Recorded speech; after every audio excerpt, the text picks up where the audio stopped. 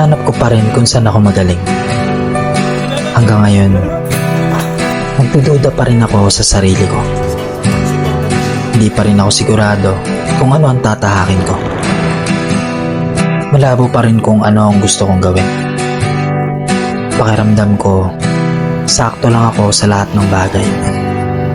Di magaling, pero nandun lang ako sa linya na meron akong kayang gawin. Sa tuwing dinidibdib ko ang mga bagay na hindi ko kontrolado, mas lalo lang nagiging komplikado. Sa ngayon, gusto ko lang munang sumabay sa agos ng panahon. Kung mapagod